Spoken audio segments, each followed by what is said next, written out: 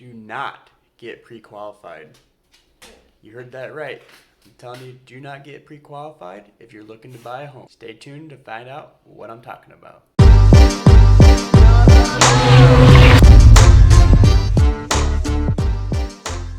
Hey there.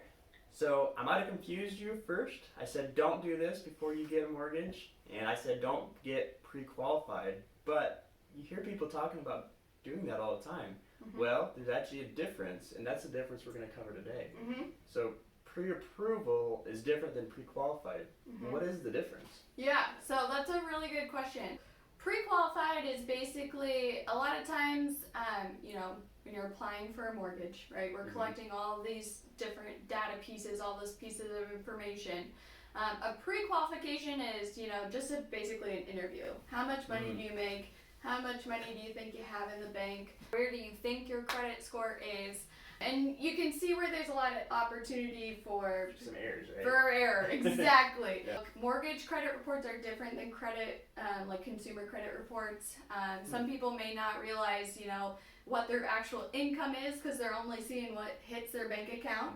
And there's just some nuances to mortgage underwriting. So a lot of times somebody may think they know their information or may think they're qualified in areas, and then they get themselves into potentially a risk for that doesn't track when we actually go to underwriting. So to clear it up in my head, pre-qualification is telling your lender, okay, I make this much money, I have this credit score, and then you're going to say, okay, well, if everything you're telling me is true, you're pre-qualified. Is that right? Exactly. And a lot of times where we see this kind of in the industry is, somebody just goes online, they fill out some basic questions, and then the computer spits out hey, you can buy a $2 million house, right? Wait a second. You're like, yeah, I love a $2 million house, right? Yeah. And, you might get to the point where you're seeing properties in that price point.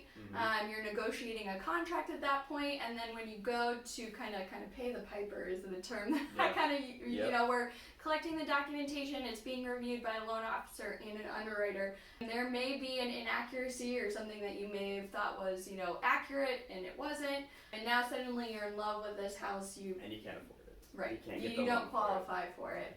And that's a really good point from my perspective as a realtor. If we get in a contract, we're saying you're pre-qualified, which some people don't know the difference. And then you're paying for inspections, you're paying for possibly appraisals, and you get to the bottom and you're not actually qualified because it was just a pre-qualification versus a pre-approval. It wastes a lot of time. It makes people angry because the seller now doesn't have a buyer for their home. Right. So it's really a bad thing to get pre-qualified. Right. You can still get a loan, get it pre-qualified, but that's if everything is accurate. Right. Where pre-approval, you're actually doing your research, right? Right. We're doing all of that kind of verification. We're kind of paying the piper, as I like to say, up front, right? Essentially, I'm taking a very similar application. I'm asking you very similar questions, but kind of that second step, that second part that we're doing is I'm now asking you for your pay stubs, the paperwork. Right? Yeah. Show me your pay stubs, show me your tax documents, show me your bank statements, and I'm going through and reviewing those and kind of, making sure that every kind of application piece that we're using to qualify you to buy the house is now backed up with that paperwork that would be reviewed by an underwriter.